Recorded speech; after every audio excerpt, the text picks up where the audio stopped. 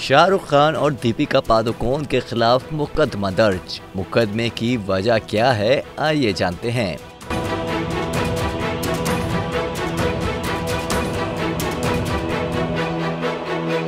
भारतीय media reports के मुताबिक राजस्थान के शहर भरतपुर की वकील कृति सिंह ने कार ब्रांड की मैन्युफैक्चरिंग में मुबैना तौर पर नकाइज सामने आने के बाद कंपनी के managing director, permanent director, CEO और शोरूम मालकान के खिलाफ मुकदमा दर्ज करवाया है। मुकदमे में शाहरुख खान और दीपिका पादुकोण को भी नामजद किया गया है। दोनों पर इल्जाम है कि बॉलीवुड की ये शख्सियत खराब गाड़ियों की तशहीर कर रही हैं। दर्ज की गई FIR में कृति सिंह ने मौक़िफ़ अपनाया है कि उन्होंने 2022 में 23,97,000 भारतीय रुपए की कार बैंक लोन पर खरीदी थी। कार खरीदने का फैसला मारूफ बॉलीवुड अदाकारों के इश्तिहारात देखकर और ब्रांड की जानिब से कार के मुकम्मल तौर पर ट्रबल फ्री होने की यकीन दहानी के बाद किया गया। ताहम इस्तेमाल के चंद महीनों के दौरान ही कार में तकनीकी खराबियां सामने आने लगी। हत्ता के इन मसाइल की बिना पर कार कई बार हादसे का शिकार होते होते भी बची। डीलरशिप से राब्ते पर उन्हें बताया गया कि कार मैन्युफैक्चरिंग में खराबी है जिसे दुरुस्त नहीं किया जा सकता। मुकदमे में शाहरुख और दीपिका पर इल्जाम लगाया गया है कि उन्होंने खराब प्रोडक्ट के इश्तिहारात की तशहीर करके सार्फिन को गुमराह किया। इस हवाले से पुलिस हुक्काम का मौक़िफ़ भी सामने आया है, जिसमें बताया गया है कि दोनों शख्सियात के खिलाफ FIR दर्ज करके तफ्तीश शुरू कर दी गई है।